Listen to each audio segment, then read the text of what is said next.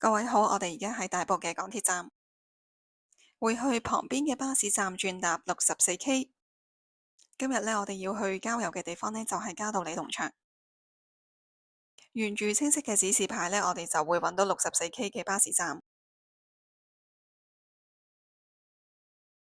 沿途呢，隧道呢介紹咗好多大埔嘅景點，包括呢就有慈山寺啦，同埋林村許願樹。喺嘉道理農場落咗車之後呢，我哋就會去接待處度買門票同埋買觀光巴士嘅車票，兩樣呢係獨立收費嘅。成人嘅門票呢係50蚊，而觀光巴士嘅車票呢就係30蚊。近接待處嘅位置呢，有免費水可以斟嘅，咁呢啲呢就係嘉道理農場嘅山水。咁旁邊呢可以清晰見到觀光巴士嘅班次。由於呢未咁快有車，我哋就決定喺入口附近行一陣。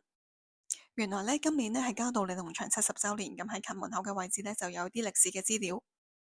之後呢，我哋就會去農場小賣店嗰度行一陣。沿途呢啲樓梯都有少少窄嘅，所以呢就最好着返波鞋同埋輕便嘅服裝。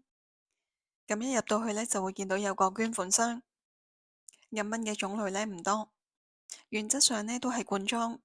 估計呢係因為支持環保，所以呢盡量都唔會售賣膠樽嘅飲品。呢度呢亦都有佢園區嘅農產品賣，例如係雞蛋、火龍果。隨後呢，我哋就去返出口嘅位置等觀光巴士。呢個巴士呢最多只可以坐24個人。持有效嘅車飛呢，當日係可以無限次乘搭嘅。咁佢有幾個中途站嘅，我哋就選擇咗喺兄弟紀念亭嗰度落車。落咗車之後呢，行返轉頭少少呢，就會見到指示牌。轉上去呢，有一個觀音山嘅眺望位置。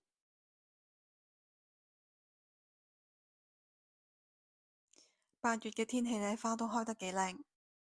我哋呢沿住旁邊嘅小徑一路行入去，門口呢又標誌住佢哋兩兄弟嘅名，佢哋分別呢係分爵同埋爵士嚟嘅。好快脆呢就見到呢個亭啦。本來呢係想坐低休息下嘅，但係實在係太多蟻啦，咁所以我哋都係繼續前行。兄弟亭呢係建於1997年，係雙頂嘅設計，就象徵住呢係佢哋兩個手足情深。咁出返去呢，就會見到有一條小徑，就係凌霄徑。嘉道理家族呢喺香港呢有非常之多嘅產業，當中呢包括山頂嘅凌霄閣，同埋有上市嘅中華電力。咁喺50年代嘅時候呢，佢就喺度提供咗資金啦，同埋技術呢，就俾農民耕種可以自力更生，對香港呢係有好大嘅貢獻。我哋沿路呢離開兄弟亭，中途呢見到有馬騮，不過馬騮呢都好善良。之後呢出發去觀音山，中途呢會見到有一大堆嘅木頭。雖然呢佢哋已經係枯木，但係呢園區呢仍然會安排一個棲息地俾佢哋。說時遲那時快呢，我哋就嚟到觀音山嘅入口啦。門口呢清晰見到一個正字，呢度嘅景觀呢好開闊。以前嘅農民呢就會嚟到呢度拜觀音，就係祈求平安、子嗣同埋豐收。由於呢園區好大咁，同埋天氣都有啲熱啦，所以有啲景點呢我哋就 skip 咗，好似蝴蝶園啊、修女之家嗰啲呢，我哋都冇參觀。我哋呢就直接坐觀光車去到猛禽之家。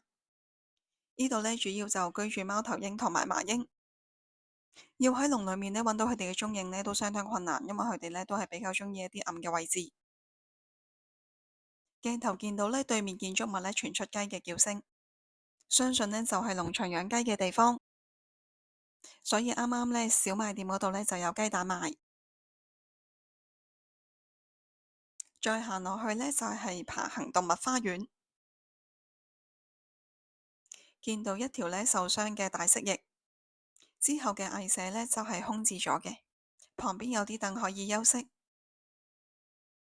接住落嚟呢，係一個農田，可以見到有檸檬樹，跟住呢，就係野生動物嘅護理中心。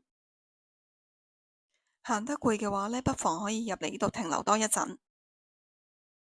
除咗呢可以睇動物之外呢，亦都係有冷氣、有風扇同埋有凳坐嘅。